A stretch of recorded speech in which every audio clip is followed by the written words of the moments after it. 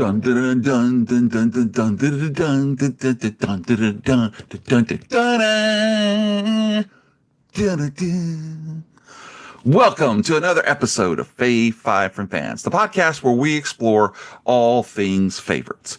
I'm your host, Jamie Ray. And today we have Jared Albrecht, the yard sale artist, joining me to discuss our 5 favorite James Bond moments. Jared, welcome to the show, sir. James Bond moments. I got James Brown moments here. Oh, gosh. Well, we could do that, too, especially when Eddie Murphy was saying it was too hot and hot. This is a man's world. Dun, dun, dun, dun, dun. All right, yeah, man. I am here. I'm always excited to talk about James Bond. So this is my second or third trip down here to the Plastic Microphone Studios. Second. Okay. Yeah. Now I've been in the Long Box Crusade Studios before due to lack of security procedures on our part, but yes, that's true. I was happy to point them out to you. So we've been talking about this for a while now, and we finally met up at Heroes Con again, and we set this date, and bam, here we are. So before we jump into it, why don't you tell us why we're talking about James Bond? Well, because James Bond is the greatest fictional character ever made, I would assume. I guess that's why it came up. But no, well, it is to me. I've been a Bond fan since the day I was born. I got it from my older brother who, he was planning to be with us tonight to give us his, but he had some problems. But the Weasel Skull cannot join this evening. But the Weasel Skull, along with my other Long Box Crusade cohorts, Pat and Delvin, and some additional friends like Alan Porter and Van Allen Plexico, we run a little network called the On Her Majesty's Secret Podcast Network, where we talk about all things James Bond and the surrounding universe. And so when you said, hey, you want to do a Fave Five Bond, yes, the answer is yes, no matter what the topic is. So the topic. Just stop there. Yep. Out. So we let's go ahead. We're ready. We're going to jump right into it. So like I always do, I offer the guest to make their 5 favorite choices, but you have 2 honorable mentions, which means you have 7,007 I like moments to talk about. How you like that? 5 from fans or 7's simple for the 25th with the thing. Yes. So I wonder, do you have 2 honorable mentions? Well, it's funny you should say that, because sitting in front of me on a piece of paper, I wrote down my 5 faves. And in my number 5 spot, I know we're not there yet, but this is important. I put a pre-title sequence, and then under that, I wrote 2. Basically, I put 3 of them in there, and I was just going to squeeze them all into this pre-title sequence. So I literally have 2 more pre-title sequences. I have a total of 7 items. There you go. Now you are ready. Okay, honorable mention. And yeah, this is going to work out perfectly. Cool. Well, why don't we go ahead? You drop your 2 honorable mentions on me. All right. My first honorable mention is the pre-title sequence from Octopussy. Roger Moore steals an acro jet from well, they don't say it's Cuba, but it's Cuba. Yeah. And he flies it all around. A heat-seeking missile chases him. He ends up zooming it right back through the hangar that he needed to blow up anyway. So he uses the heat-seeking missile to blow up his target, flies away, ostensibly to meet the gorgeous Latina woman who was helping him. He pulls up to a gas station as his acro jet is about to run out of fuel because they're pretty small. And Raj looks in the camera and says, "Fill her up, please." Yes. There you go. That was my honorable mention. One. So we start to do a little thing now here on the show that we call Fun Facts, as sponsored by Ragdoll Terrain. Do you have a fun fact about that movie? Because if not, I do. A fun fact about Octopussy? Or about your scene specifically. Okay. It's not about my scene specifically, as he quickly racks his brain to think. See, nothing springs to mind about that scene. But when you said fun fact about Octopussy, for some reason, the first one that came in was Maud Adams plays the Bond girl for the second time, and it's very rare for a Bond actress to play the Bond girl twice. So Sylvia Trench did it from Dr. No to From Russia with Love, but she wasn't the main, Bond girl. She was much more a side character. But yes, Maud Adams in The Man with the Golden Gun has a very key role, and she clearly has the title role in Octopussy. So that would be my fun fact. Yes. You look like you have one for the pre-title sequence. I do. The pilot and the plane was actually from a guy in Louisiana. Oh, very cool. Yeah, it was a Coors Light jet, if I'm not mistaken. He would fly it around and go to air shows and stuff. Oh, check this. I do have a fun fact. A fun fact on top of your fun fact. Because I was watching a show, and I can't remember what it was called. It was back when I had cable, so this was over 10 years ago, because I cut the cord 10 years ago. There was a show where this guy hunted down movie props and replicas and stuff like that. And he was hunting the Acrojet, and I believe he found it in California, like on a stick in front of a restaurant. Like it was just like a restaurant, like ornament, like, mounted on a stick out in front of the restaurant. I believe that's where he found that, if my memory serves me correctly. Wow. So it started in Louisiana. It went down to fake Cuba and ended up in front of a restaurant. Oh, fake Cuba. Oh, fake Cuba. Every time with the fake Cuba. Oh, man. No, but that is a great scene. And it's going to be just one of many great Bond moments. One of, 7. well, you brought a list. Did you maybe bring 14? Well? If we're good, if we're good, maybe it's 14. Okay. So, all right. Well, so give me your other honorable mention. My second honorable mention is also a pre-title sequence, because remember, I kind of hid these under my 5 to begin with. So my second one is a pre-title sequence. Another big favorite of mine, The Living Daylights. Timothy Dalton's first movie has an action-packed pre-title sequence. Yeah, it starts with him and a couple of other 00s leaping from the back of a cargo plane where M's desk is, and the wind is blowing his papers around when they open the door. They leap out the back. They're doing some sort of a mock war game, testing the defenses of Gibraltar. They infiltrate. Turns out that one of the people on the island is not playing games. He's actually assassinating agents. He kills a couple. Bond tracks him down. The guy's trying to escape on a truck full of explosives. Bond jumps on the truck, gets inside, fights the guy. The explosives catch on fire. Bond pulls his parachute as the truck careens over a cliff. And, he kicks out the front windshield and then pulls his parachute, because you need the wind flow to be going through that truck. Yeah. And it grabs his parachute, yanks him out just before. Otherwise, it wouldn't have worked. Right. It would not have worked. No. Everything else is just as scientific. Yes. And I appreciate the detail on that. Oh, yeah. And just, the parachute out exploding truck thing is awesome. The landing on the boat with the beautiful woman who's looking for a real man, and one literally lands on her own. By the way, you said there'd be fun facts later. I'll get back to that. If you've got one for this one, drop it. I do. And I also just love his introduction. Like the first time you ever see a Bond is always a key moment, and a lot of them get cool introductions. And he has this really cool, as one of the 00s is falling to his death, Bond is looking to hear the sound. He looks over his shoulder. The wind is blowing his hair. He looks incredibly handsome, incredibly dangerous. What a great first pre-title sequence from my man Timothy Dalton. Yes, he was. It was almost as good as when he was sticking his hand in that stump. That stump in Flash Gordon. Oh, that's right. It was a different movie. Never mind. But my fun fact for this one, and unfortunately, I'm not going to remember any of the movies, but they're movies we've heard of. The lady who's like, I need a real man, and he lands on her boat and uses her phone to call in.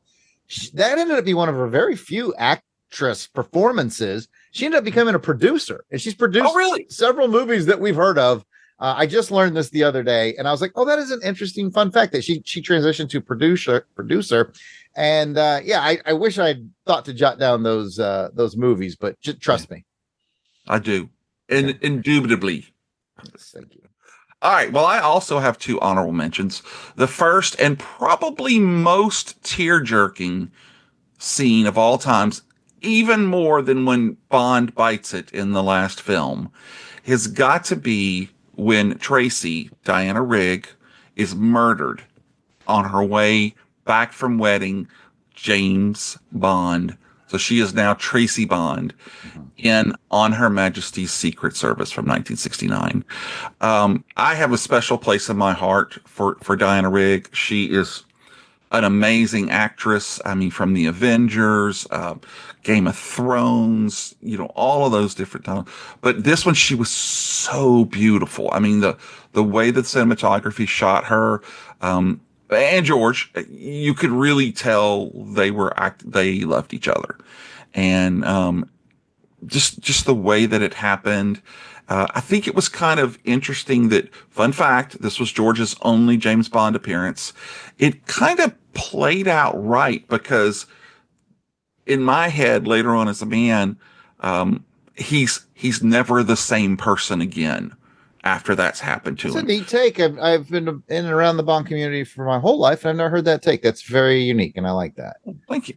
And I agree. It is the most tear-jerking moment. And then it is really bizarre when they pan out on that bullet through the glass window, and then the Bond theme goes, ba-da, ba-da, ba-da, it says James Bond will return.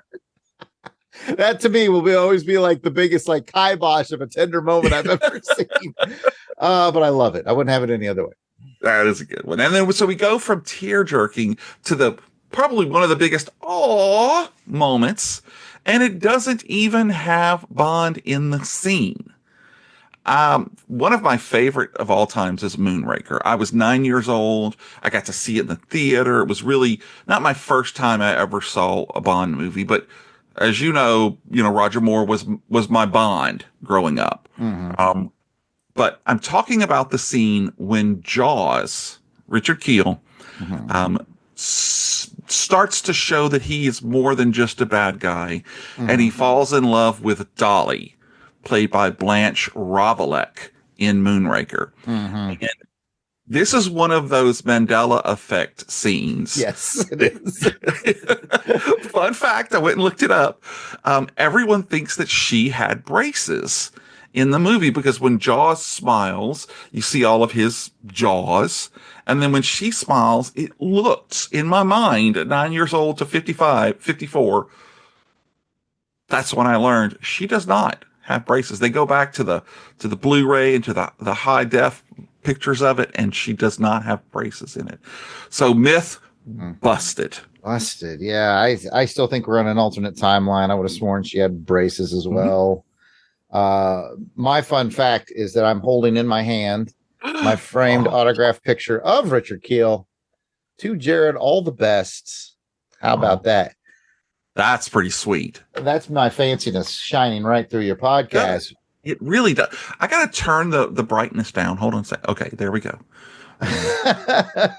Shout out to the Weasel Skull. My brother got that for me when he met Richard Kiel at a con. Unfortunately, I did not get to meet him before he passed, but Jason did get that for me. So that's awesome. That is very cool. And one of my most liked posts on X, or I think back then it was Twitter, it doesn't matter, on the social medias, was I did a 3-picture rewrite of Moonraker. Okay. I used 3 photographs. I used the scene where remember they're stuck at the end on the shuttle, and he calls Jaws and he's like, "Can you help us?" And Jaws hooks him up and releases him, and then they fly away, and it's like Moonraker and credits right. Got his hand around Dolly and yes. Yeah. And I think they even get a bottle of champagne. My 3-picture was I took the picture of him going, "Hey Jaws, can you free us?" And then I used the picture of Jaws looking at him going, "No, you tried to feed me to a shark in The Spy Who Loved Me." And then the next picture is just the space station exploding and everyone knows. That was my alternate ending. Way to end it. Yeah, I like that. Jaws sure was a nice guy to James Bond. James Bond tried to kill him a few times, but in fairness, Jaws tried to kill Bond, so exactly. I guess it all works out. Yeah. So people change. Yes. Well, Bond doesn't, because he still would have killed him if he had to. He lets him go, and then Bond immediately lasers him with that laser on Moonraker. No. So sorry, sucker. Man, he was just one of the greatest villains. And I love the way that they turned him, because it was almost like he wasn't really inherently a bad guy. He was just around people who used him and directed him, and he didn't really have the internal strength to say no. And then when he met Dolly, then it all started coming in, you know. He's got to pay the bills, man. This food That's bill's it. got to be Pay the lofty. bills. So all right. Well, with our honorable mentions out of the way, we can now jump back and hear your 005. 005. Guess what? It's a pre-title sequence. Get out of here. I did And not. spoiler alert, there's one more to come. But in the number 5 spot is a pre-title sequence to, and pound for pound, this might be the best pre-title sequence ever, GoldenEye. That pre-title is a banger. It starts with a sort of bungee jump, except, he just down and then he used the grappling hook, so he never goes back up. Anyway, and then he breaks into the facility. He breaks in through a bathroom upside down. Speaking of reveals, he has an upside down face reveal as James Bond, which is very unique. He links up with 006, right? Sean Bean. They run around and shoot people and save that. Well, they set bombs, and then Sean Bean dies. Spoiler. Spoiler. And Bond has to use everything at his fingertips to escape from a squeaky wheeled cart that he's hiding behind, to metal barrels that he rains down on people, to hop in a motorcycle, to chasing down an airplane as it's falling from the sky to catch it, to pull up just in time to fly away as the facility explodes. And not only that, the explosion becomes the bright eye as it transitions into the theme song of the Golden Eye, and that dun dun dun dun comes in, and Tina Turner just owns it. It is Jared's all-time favorite pre-title sequence. Wow. Well, Jamie has a different all-time favorite, but we're not going to get to that right now. Well, I have, like I said, there's one more on my list. There's a specific moment in a pre-title sequence that I think is just all-time. Okay. So I will agree that one was full of it. I mean, it was full. Oh, it was packed. It was a mini movie in and of itself that I could watch over and over again. Yeah, for sure. All right. Well, my number 5 is actually what I would maybe consider the most uncomfortable scene in any of the James Bond movies. It is in Casino Royale. Now, you have to be specific. You have to say the 2006 version and not the version with Woody Allen. Yeah, 67. And then there's the original version with Barry Nelson the first time he was ever on screen. That was a casino, and I think that was 56, I think. Could be. By the way, if you've never seen it or your listeners have never seen it, it's easy to watch on YouTube. It was a made-for-TV 1-hour special. And oh, by the way, surprisingly good. What about, and this is what we do, we diverge. What about the Goldfinger where Peter Lorre plays Goldfinger? Have you ever seen that one? No, but Peter Lorre played Lashif in Casino Royale. So yeah, because when I was just looking it up, because I was looking up Goldfinger to get his name, there's a picture of because he's played 3 different times. He was played originally by Peter Lorre, then he was played by Orson Welles, I think, in another in special, the 67 Casino. Yeah, and then he's played in the Goldfinger that we know and love. Well, now see, I feel like we're getting mixed up because I think you're thinking of Lashif because Peter Lorre played Lashif in the casino that I'm talking about, and then Orson Welles played Lashif in the 67. Oh, you know casino. what? You're probably right. I think so. You're probably right. We're on, Jared's probably right, and I can't wait to find out what's coming next out of your mouth. But yes, so from the 2006 Casino Royale, straight out of the novel, Bond gets tied down to a chair, nude, and his double O's are dangling down. And this is where, if you really ever read the books, you realize that James ends up only having one functional boy down there. And it's because La Llorona broke it, using like a whip with a ball on the end of it, and he just swings it up underneath the chair and whack. As we all know, any boy who's actually slipped on a bicycle seat before knows that is one of the most painful things for us. And to see Bond getting it over and over again, it was just so painful. But it was a very important way and a very good way for us to be introduced to Daniel Craig as Bond, because it shows really what a tortured guy he is, both mentally and now physically, as he comes into this world that we're seeing as he is James Bond now. Mads Mikkelsen did an amazing job as a Bond villain. I mean, what a great way to bring us into this new world. How many movies did Craig have? 5. 5. Just chef's kiss. Really enjoyed it. Well, I enjoyed it a lot more than Bond did. That's for sure.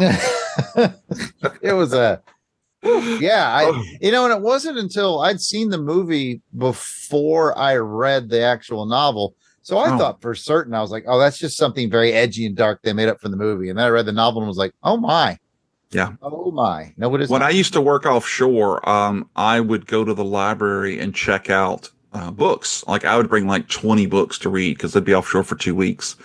And I made it I started with Casino Royale, and I would get all of the books and read them in order. And yeah, there's some stuff in some of those books that's just like, holy crap, this is 1950s, oof. So he, Fleming was an interesting guy to know that he made this entire world, and he also did Chitty Chitty Bang Bang. I mean, it was a very, very talented guy. It is weird. It's like when you find out that John Grisham wrote Skipping Christmas, which became that Tim Allen movie. Yes. What was that? Christmas with the Cranks. Yeah, with Jamie Lee Curtis. Yeah, surprisingly fun Christmas film. But yeah, I always feel the same way whenever it's like Ian Fleming and Chitty Chitty Bang Bang. It's like John Grisham and Christmas with the Cranks. All right. Well, now, Q, if you would, what is your 004? Pay attention, 007. All right. My fourth one will be the first time that we see my favorite Bond movie on this list. Ooh.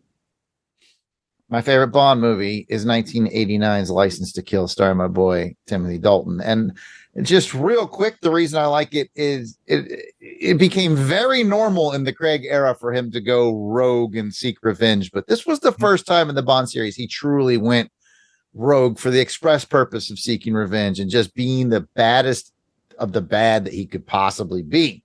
Right. And he has a wonderful moment that it is my favorite, probably. Well, let me just tell you, it's too hard to describe.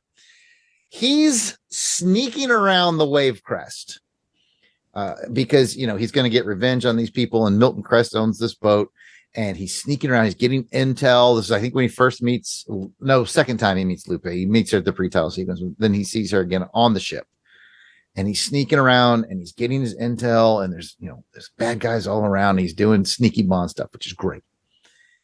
As he's doing this boat pulls up, and this real jerk-faced guy, you just love to hate him, pulls up this boat, and hanging on the boat is the dead body of his good friend Sharky. And Bond's already pissed because Della's dead. Felix has been eaten by a shark, but not dead yet. And now Sharky is dead, and he's hanging from this guy's boat. And this guy's laughing about it. Yeah. He goes, guess what? His name was Sharky. And my favorite part about this moment is Bond goes right from sneaky getting intel Bond to, oh no, this MFer needs to die. He grabs a spear gun. He doesn't even care anymore. He's like, everyone on his boat's going to die, but I'm going to kill this guy. He grabs a spear gun, just looks the guy in the eye, and goes, compliments of Sharky, and just kills him on the spot. I just I love the gear shift from sneak, get intel, stay low to nope. This guy does not get away with this. This guy's got to get the point. Yes. So that is a top tier. And the first time that License to Kill will be mentioned on here. All right. Okay. What's your number 4 involves a Glaston GT150. Do you know what that was? No. It's very specific, deep. It is a speedboat that was seen in Live and Let Die. I may have actually seen this speedboat at the Bond in Motion exhibit. Ooh, okay. Well, as we know, Bond has just, I think, blown up the drug factory, and he's trying to escape. And so he's going through the bayous and stuff like that. And then he ends up jumping over the kind of raised little levee there where the, what's his name? The sheriff was in. J.W. Pepper. J.W. Pepper. That's right. The first of two times that we were going to see him in a movie. And it's so just badass. I mean, it's so cool.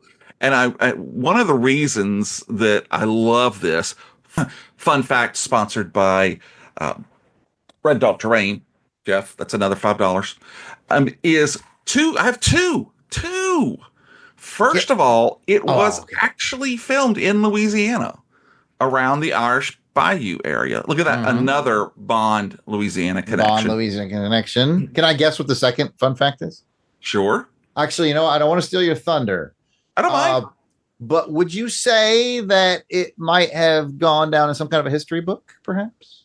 I don't know. Was it because of the number of boats? I had heard, and this may have, and probably has been broken since then, but I heard they set the world record for a boat launch, like distance wise. Oh no, I didn't hear that. No, I heard that. I can't confirm. It's just a rumor in the Bond circles, but okay. No, then never mind. What do you got? What's the other fun fact? That they destroyed 17 of those boats. Oh my god! In the different takes. And there's actually some write-ups of people who went down to Irish Bayou to watch it. And so when the of course it was a stunt guy who Roger Moore wasn't there for any of that, but they actually set up the ramp and everything, and to make sure that they could clear when they made the jump, they made like a little bamboo and straw J.W. Pepper and right there to make sure it would go over. Oh man, I'm gonna drop my favorite fun fact about Live and Let Die. Oh, okay. It's a really cool thing, and the Eon Productions have sort of a history of kind of doing cool things, using their production of James Bond to do cool things. And by that I mean, in this one, they hired what was relatively new and trying to get off the ground and kind of struggling. The Black Stuntman's, I think it was Black Stuntman's Union or Black Stuntman's Association. Anyway. Up until this point, most of the time when you saw African American stunts done in movies, usually a white dude, maybe face painted, maybe in an Afro wig. And these guys, these black stuntmen put a group together and was trying to make it big. And somehow they got an audience with Cubby Broccoli. And because, this was for those of you who don't remember, Live and Let Die is very a blaxploitation-ish Bond movie. It was in that frame. It features a lot of black characters. And yeah, Cubby hired the Black Stuntman's Union, gave them their first big break. It really was huge for them. I saw this really neat documentary about it, and from the president of that group, and he was so thankful. He was like, yeah, this is what put us on the map. And I just think that's really cool that they use sort of the power of Bond to do the right thing and get these guys involved. And and it was for the best because the stunts in that movie are killer. Yeah. Wow, that is great. And it when you go, especially with stuntmen, I mean, it used to be like you were saying, oh, it didn't matter. They put a guy in a wig or whatever. But now people are I mean, especially with high def, you're really like looking at them and, I mean, so it was important back then, I guess, to the whole Bond family that it started doing right. And that was 1977. Yeah. So, wow, that was a good one. Okay. So, we are now at your 003 favorite moment. I'm going to give this one, speaking of stunts, to a very cool stunt from the man with the golden gun. Oh, Christopher Lee. Christopher Lee, yes, is in this one. And Bond is chasing Christopher Lee with Sheriff J.W. Pepper in the car. I want to say they're driving an AMC Hornet, but don't quote me on that. I'm not the biggest car guy on the Oh, no, I just quoted you on it. Okay, well, it's quoted because I said it. But anyway, it matters not. What does matter is they find themselves on the opposite side of a river. They've taken a wrong turn, and Scaramanga's on one side, Bond's on the other. But Bond remembers seeing a dilapidated old bridge that he just passed. So he doubles back, and it's got a twist to it. Yeah. And the bridge on the other side has the reverse twist. So they do this corkscrew jump. Yeah. In one take, which thank God, because you don't want to do that more than once. No. This stuntman literally launches off this ramp that is corkscrewed and does a 360 corkscrew roll in the air, lands it on the other side. No CGI, although it was the first time. Well, no, first time. This is why I hear in Bond circles. I'm sure there's places that can refute, but one of the first times that a stunt had been computer modeled. Oh, like okay. They were doing the math and trajectories and this and that. And then the guy got in the car and did it for like, you have to have this speed at this time. And dude nailed it. And it is one of the most awesome looking stunts you'll ever see. No CGI, no wires, real dude, real car. Amazing. Yeah. That I can remember that one, especially looking at it in today's eyes. You're like, oh, how do they do that? Because that's got to be CGI now. Oh, they set that up. You know what that always reminds me of? Do you ever go to like the I don't want to call them the not the Ringling Brothers and Barnum and Bailey, but the circuses that come into town and play like the crappy auditorium. Yeah. I've been taking my kids a couple times. And they got that big metal ball where the motorcycles go in. What it always makes me think of. Yeah, I see that. Wow. Yeah, good choice. So that's my number 3. What's your number 3? My number 3, you know, and it's funny because one of the things that we keep matching on is the cars. And Bond over the years has had some amazing cars. But one of my favorites of all times was going to be the Lotus Esprit. And it was an amazing car. It was beautiful, sleek, white, and it was just cool to begin with. But then it can go underwater. Yeah. And the scene where he's flying, and I mean he's underwater and they're coming after him, and then he finally gets away, and then he drives up on the beach like it ain't nothing. You know, I'm surprised he didn't stop and like grab a hot dog. And he literally drops a fish out the window. It's hilarious. I had that little Ertl metal car with the little fins sticking out of it and stuff. My God, I was 7 at the time. But I love that car. It was so cool. All right. So my fun fact for you on the Lotus is how the Lotus got in the movie. Okay. And the guy who designed it or produced it, or Gary Lotus, I don't know. The guy who had the biggest Greg stake, Lotus. Yeah, sure. Greg Lotus had the biggest stake in this car. Very cleverly. You know what he did? I'm going to tell you what he did. Tell me what. He just started parking it in the Eon Productions lot every day. He just parked it there. That is brilliant. Parked it there until somebody was like, "What is that?" And he's like, "Oh, that's my new car. It's a Lotus Esprit." And that's how he got their attention, and that's how it got in the movie. That is amazing. That's the lore in Bond circles, and I love it. And you travel the Bond circles. I do, and the ovals and a few of the octagons. So I also have a fun fact, as sponsored by Red Dog Terrain. You're up to $15. So this is the movie. Originally, when you saw it at the theaters, the closing credits said James Bond will return in For Your Eyes Only, which was coming out 1980, which actually came out in 1981. But a little film had been released that was doing really well. It was called Star Wars, not A New Hope or 4 or anything. It was just called Star Wars. And it was blowing up along with Close Encounters of the Third Kind. So they turned around, switched it, and in 79, they released Moonraker instead. That's right. Yeah, the very last thing on the credits there, the Bond will return and For Your Eyes Only is a lie, but not a lie, because he will. Yes, just he not does. Next. Yeah, it was predictive of what it was. Yeah. Yes, and I can't say enough about The Spy Who Loved Me. You know, the 77, because like you said, Star Wars it's kind of lost the time. You might actually remember Star Wars was doing so well. Star Wars stayed in theaters for like a year. I remember. And it was doing so well that no one wanted to go up against it. And many films were held back for a later release. And the guts of the James Bond was really the only one to go hard up against it and do well. Yeah. Because Star Wars just took everything else. I mean, it took everything else. My brother and I do a show called Action Film Face Off on Longbox Crusade, where we spin a real randomizer for what years we're going to pick on each one. And we are so afraid of 77 because like 77 is like Star Wars, Spy 11, which we've done both of. Roy Schneider made a movie called Sorcerer, which was kind of an interesting border thriller that we had to use one time. It's not even really an action film. We had to use it because we're like running out of 77 movies. We're just at the point where like, we're going to have to go to Hong Kong cinema for 77 for action films from here on in because just no one was releasing anything. So yeah, just a fun fact for Bread Dog Terrain. You're getting there, man. I love it. All right. Well, this is the part of the show where we stop and we take a little break and we talk about you and what all you have going on and what all's happening. We know that you just got back from Florida. True. And so is that the end of your cons for a while?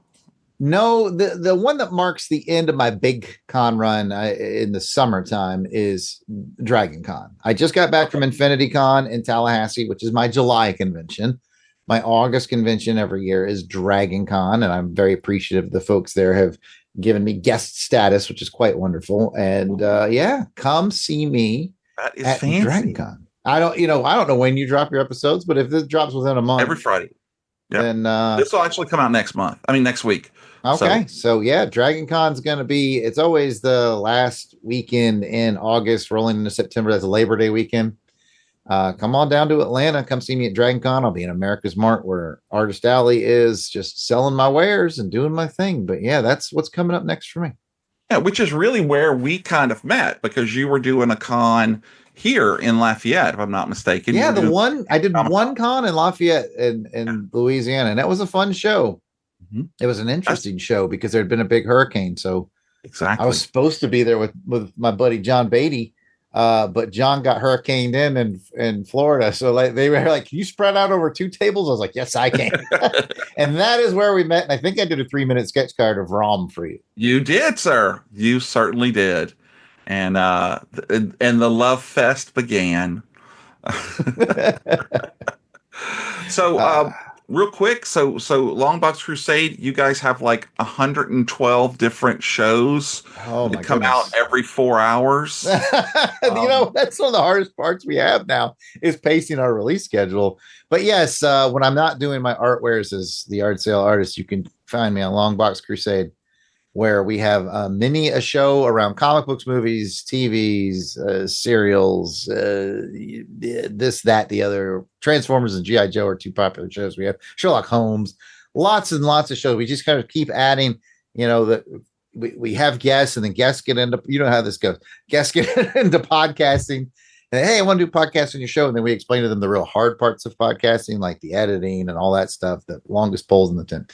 And some of them stick around and end up doing shows. And yeah, we have quite the family of shows now. Yes, you do. And we do, though. Pat and I were just discussing this the other night, a little behind the scenes in podcasting. We were talking about release schedules, and we don't want to release everything every 4 hours. We want to release something every few days because we know podcast listeners can get overwhelmed. If you get too far behind, you might just give up. So one of the neat things is we do space everything out by a few days. And another neat thing is some of our bigger flagship shows, we've given them their own channel. So you don't have to get Longbox Crusade where you get everything. Right. Some of them you get in your own, I think, Action Film Face Off and Amazing Spider-Man Chronicles and the original Longbox Crusade show. And I think G.I. Joe Chronicles and Transformers Chronicles, they all have their own feeds and Saturday Matinee Theater. So, you kind of pick. Does New Warriors? New Warriors does not have its own feed. Okay. Just because New Warriors is more of a live stream show. We do on the second Tuesday of every month on YouTube. And then we just rip the audio and make it a podcast of opportunity when we get a little hole in the schedule. We drop it in there. Cool. Okay. That's Delvin's, right? That is Delvin's baby. He talked me into doing the whole Come Out to Play, a New Warriors podcast, which, you can always join us on YouTube on the Longbox channel the second Tuesday of every month. If you want to talk New Warriors. There you go. And once you guys get to the other like the multiverse version of them, I will probably be joining you for that because Captain Assyria, I think it is. I actually made a custom action figure of him once. I am the guy who is brand new to New Warrior, so I know not of what you speak, but I will make sure when I start realizing that's heading our way to mention you to Delve. Yeah, I'll jump in on that one. Is that in the original? What is it? 80? Yes, I think it's late, like maybe in the 70s. Okay, we're like 50. We just finished Fabian Nicieza's last issue, which was like 53 or 56. Anyway, we're in the mid 50s. So it's basically one of those comics, if I'm not mistaken, where the comic ends, and then the next month you open it up, and the entire New Warriors have all changed to Egyptian themed characters. And I believe it has something to do with the new monolith has somehow. Oh, okay. They've dabbled in that before because they've taken on, like, is it Pharaoh? The Sphinx. It's Sphinx. They've taken on Sphinx a couple of times. Okay, but this one they like change everybody. Oh, okay. Well, yeah. So, and then later on, as I'm sure you know, we get a little glimpse of the Dire Wraiths show back up. Yes, that has been. They try to keep as spoiler free as they can for me in the chat, but I think Dire Wraiths have come up a couple of times. Yeah, and there may be some discussion about torpedoes or turbos, right? As well. I have had the hardest time relearning as Turbo. I always want to say Torpedo because I know it from ROM, and then they have the new versions of them in the new. I really enjoyed. See, this is what we do when we get off. I really enjoyed what they did with that because that was like a big deep dive to pull it back in, and you're like, sure was. Wow. Yeah, and I was just glad enough that I read all those ROMs to actually get it. Mm-hmm. And a couple of Daredevils, maybe. Mm-hmm. Did you read the Daredevils with Torpedo? Doesn't spring to mind. I might have as a kid. There's like 3 issues with him, and there's like a duplicate. Anyway, whatever. Okay, all right. So, I also take a shout out. One of the best things about you, and I know that you've heard this before, so I'm not telling you anything you don't know. But one of the best things about Jared, about being friends with Jared, is his friends, because they're much cooler than Jared is.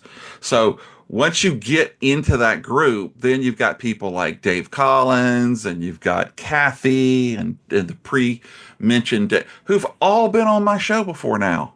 You know, so I don't think I realized that Dave the Battle Wagon Collins has been on your show. Was it Punisher related? No, it was actually Kevin Smith related. Oh, okay. Okay. Yeah, he wore that Smodcast jersey that he won at the auction. Oh, and we talked all about it. That's when I was able to meet up with him when we were at Heroes Con.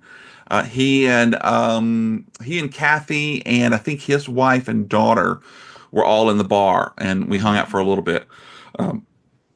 Yeah, so I'm going to stay your friend as long as you keep feeding me good guests. Better friends. Yeah, I like it. Yeah.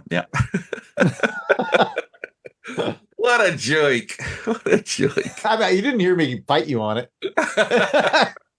We actually joked one day about making some t-shirts and going to Heroes Con, and they'll all say Jared's friend. Oh, I like it. Hashtag Jared friend, you know. This is approved. This is wholeheartedly approved. All right. Well, now we are at the part of the show where we are going to talk about the penultimate choice, which is the number 2, 002 on your list. All right. So, lay it out. Big surprise. It comes from a pre-title sequence, but I'm not talking about the pre-title sequence overall, although you certainly could expand it. I'm talking about another stunt. Okay. And we are going back to The Spy Who Loved Me with your beloved Lotus, but the beginning of Spy Who Loved Me has one of the greatest stunts ever filmed. And I need everyone to go back in their mind and realize the stunt was actually filmed in 1976. The movie was released in 1977. They like the stunt. What's that? In Austria? Yeah, I think it was. They liked this stunt so much. They filmed the stunt sequence before they even officially greenlit the movie. They were like, just get this film because this is fantastic. Fun fact. Yes. So James Bond skis away from the bad guys. That's all you need to know. They're chasing him. They're shooting him. He skis away. And they think they've got him dead to rights because he's skiing towards a cliff that drops off a deep, deep, deep chasm.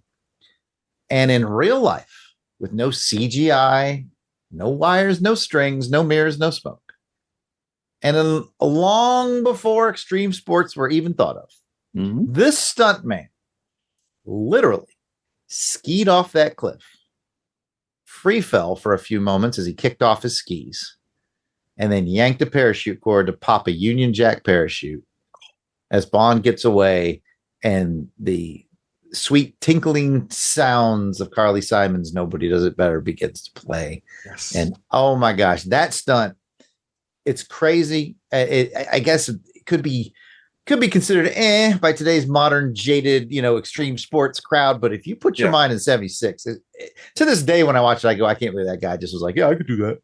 Yeah, they did exactly. No problem, man. And such kudos to the cameraman who kept it in frame and focus. And oh my gosh, it takes a village. Incredible. It really did. And it is such an incredible stunt that it's a match. It's mine too. It's my number. It's my absolute favorite moment of any James Bond movie. Wow. And I remember in my room, I had, of course, back in that day, if you had 2 TVs in your house, you were, well, when we finally replaced the little black and white TV with a color TV up front in the living room, I got it. So it was in my room, and it get black and white. I had my little Magnavox 4 game. You could play Pong, you could play tennis, you could play table tennis, or you could play hockey 1-on-1, which were pretty much all the same game. You just had the sliders. But I could remember watching it, and even in black and white, it was like, holy.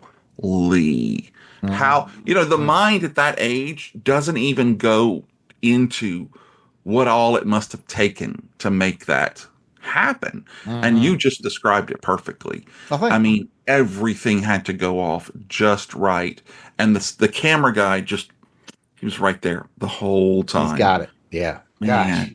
It's one of it's probably my favorite opening as well as my favorite movie.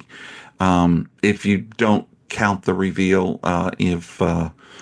in Goldfinger, where James finds the gold lady. But that was also a very favorite. But no, bravo, sir. Bravo. That's cool that we matched. Yeah. Was it your number 2 as well? No, it was actually my number 1. Number 1. Okay, you did say it was your favorite. 1. That's right. Yeah. So I just kind of screwed you over there. But it's all right. Because there's no reason to talk about it twice, because you described it as per chef's kiss. Thank you, sir. That's how I knew that was going to be my fun fact, that it was in Austria. So my number 2, though, my penultimate to your number 2, is when Arik Goldfinger, as played by Gert Frobe, has Bond, as played by Sean Connery, strapped to a laser table, and as he leaves and Bond is questioning him, what do you expect me to do? And I'm sure you know exactly what the line was. He responds, you expect me to talk?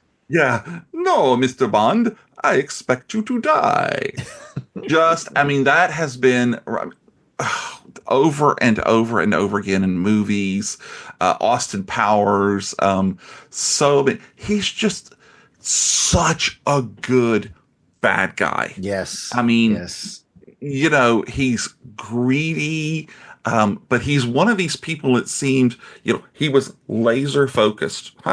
Laser focused on, I didn't even plan that, on what he wants. And, what most people don't know about this is that's actually based on a true story, because that's why no one has seen gold in Fort Knox in all of these years.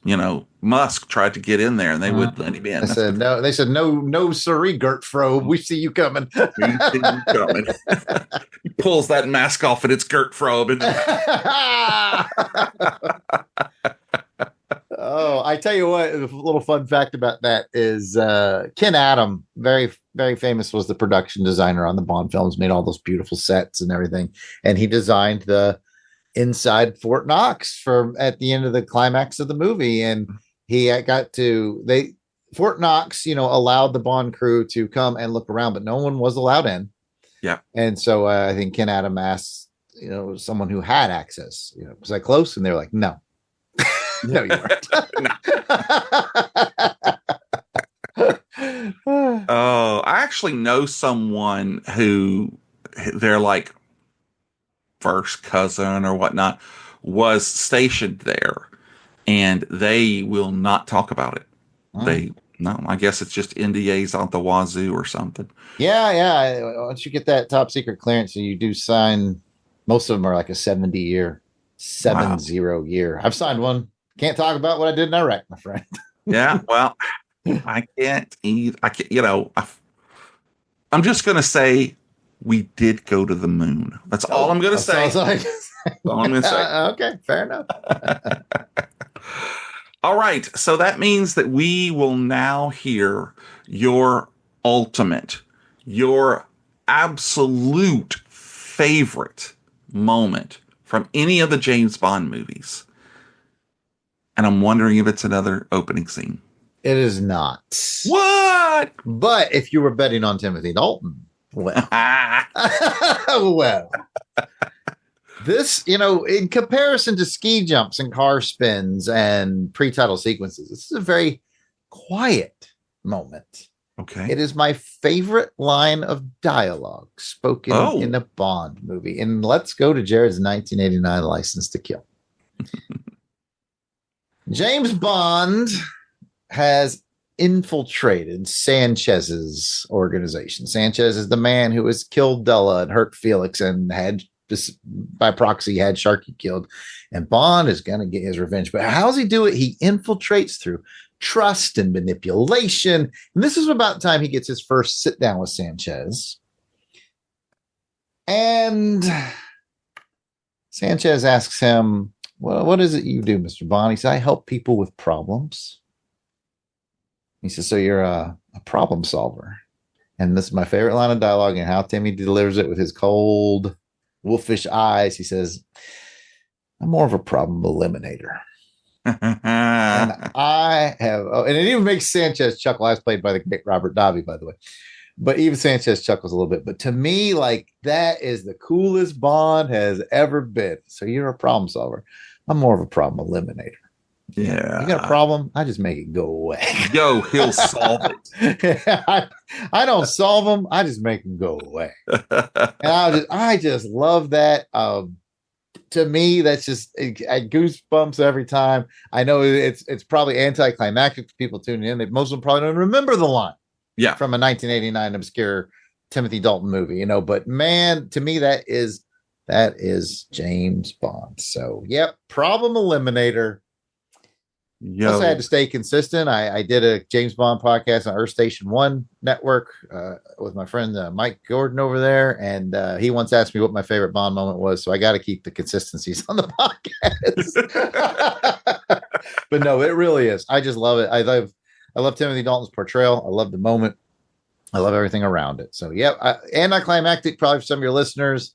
If you want something, more cookie cutter, Aston Martin DB5 from Goldfinger, man, that thing was awesome. That thing was awesome. But I love Problem Eliminator. I love that line.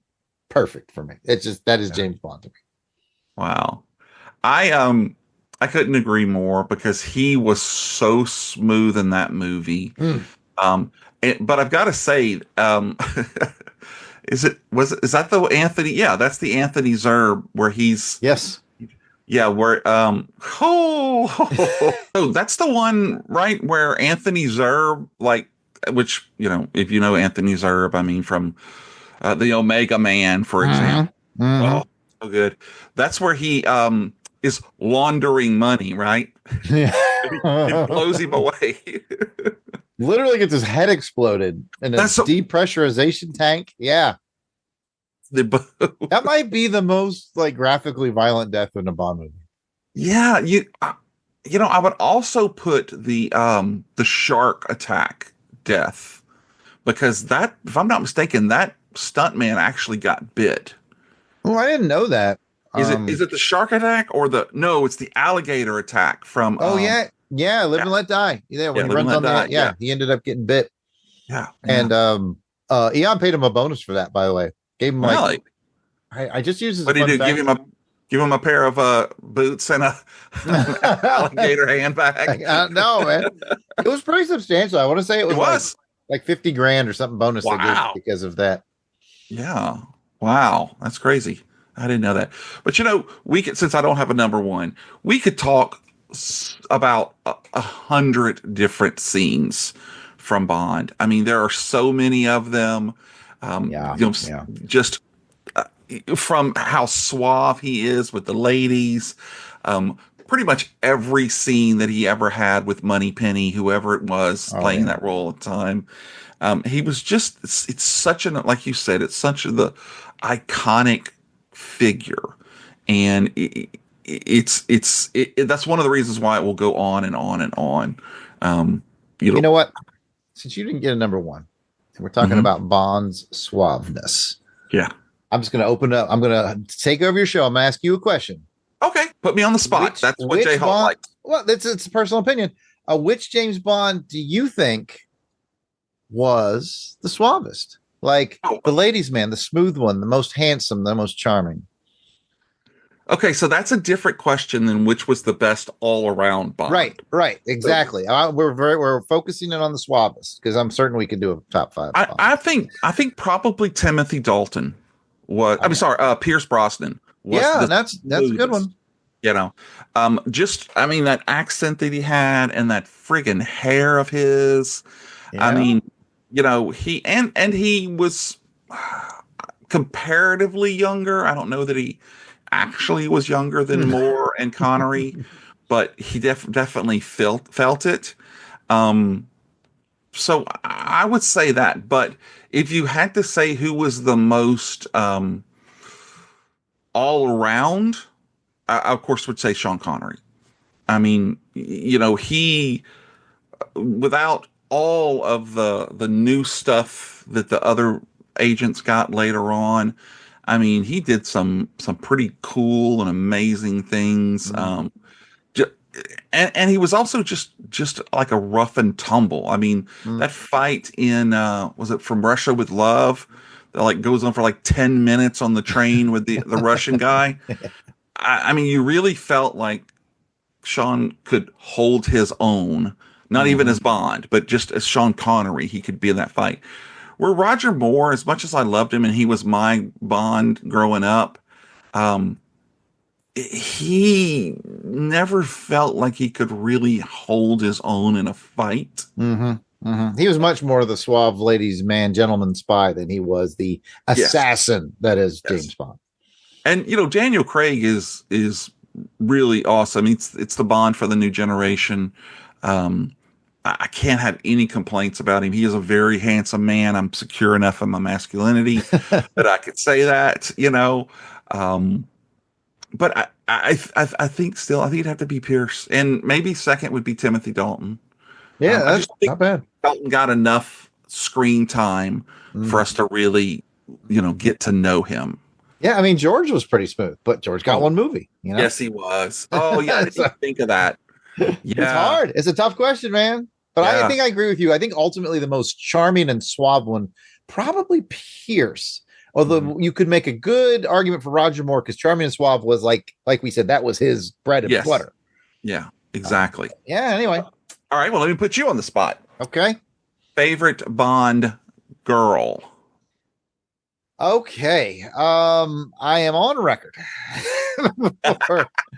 for Daniela Bianchi as Tatiana Romanova and From Russia with Love. What a gorgeous, gorgeous woman. Yeah. And she plays the part well. And she's actually an Italian actress playing Russian, I do believe, but just out of pure just attractiveness for me. It's gonna be Daniela Bianchi. Now, if we talk about sort of the best sort of all around and what she contributes to the franchise and brings to the table and all that stuff, it's hard to go against Diana Rigg. That's where I would go. So, so that's what I'm saying. Where I would go. But she's not overtly sexy in that it's like it's put on, because a lot of the beautiful women in the movie, in the movies. But sometimes, it's kind of almost a tongue in cheek, what was her name? Something on a top. Zinnia Yeah, on a top. Zinnia. She's beautiful. I always thought she was an Famke attractive Jensen's gorgeous. Yeah. Yes. But it was kind of tongue in cheek of the way that the character was played. Yeah. Michelle Yeoh, beautiful, beautiful woman. Eva And very, Green, very capable in her yes, role. yes. Eva Green is friggin' off the charts. But when it comes down to it, a close second would be Miss Galore. Yeah, can't go wrong with there. Yeah, Yeah, and Honor Blackman. See, you like your Avengers. That's what's going on here. Oh, I didn't think about that. You're right. I did not think about that. The other thing they have in common, though, between Miss Galore and Tracy, is they're both women of action. Yes, they are. They both hold their own well in physical situations. Like Tracy took out a guard twice her size to help things out. Yeah, so yeah. Yeah, and Honor knows how to fly a helicopter. And amongst other things. He wears some incredible pants. Wow. Well, man, I have got to tell you, this has been awesome. I knew you would bring it, and you certainly did. I know it was heart-wrenching for you to sit down and go through this. I know how much...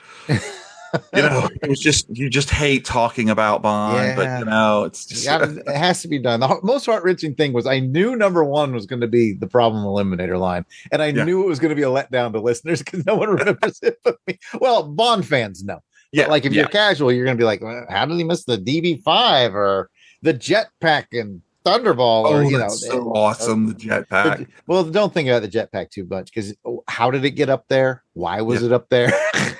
I don't know. I don't know. I mean, one of the we didn't even touch on like the music of Bond, John Barry. No, that's a whole nother thing. There's so much. Yeah. As a matter of fact, if you would like, at some point, I think we could come back and do either Bond women or Bond music, and do our 5 favorites of those. Yes to that. All right. Lock it in. Maybe we can finally get Jason's schedule synced up. Yeah, sure. That's going to happen.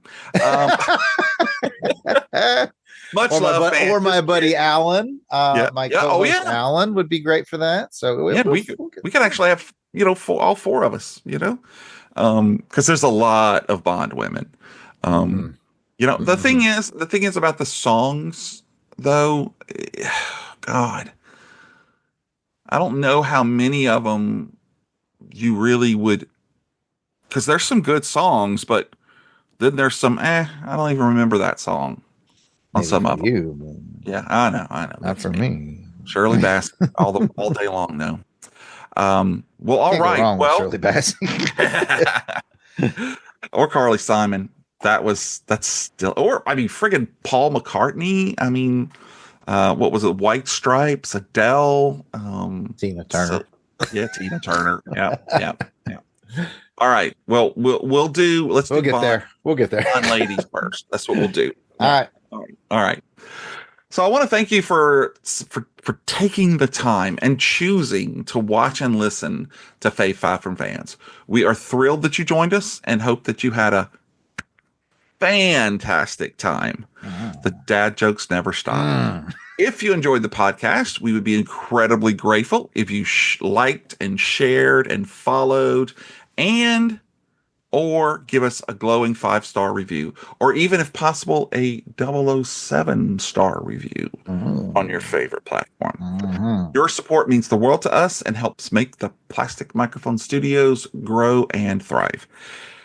And like I tend to say, if you didn't, really enjoy it, but didn't quite meet up to your expectations, go ahead and leave a positive review. It's karmically, it's not really going to be that big of a deal. You know, you could leave a sarcastic 5-star review. You definitely could. You know, you could switch email accounts and leave 3 or 4 of them. That's fine too. I'm good with it. Also connect with us on our social media platforms like X, Twitter, Instagram, Facebook. Oh my God, so many of them, even Blue Sky. Though I'll be honest, I don't get on Blue Sky as much as I should, even though Seth, my buddy, the Beer Nut One, is on there and always gives me some good feedback. So that's one of the reasons I stay. Thank you for being part of our journey. We can't wait to share more thrilling content with you in the future. New episodes come out every Friday. Unless they don't. So be sure to subscribe and follow us so that you can catch all of the new episodes. And remember, folks, it may not be the best. It may not be the most popular, but if it's your favorite, then it's good enough for us. Thanks so much for joining us. Jared, take us out.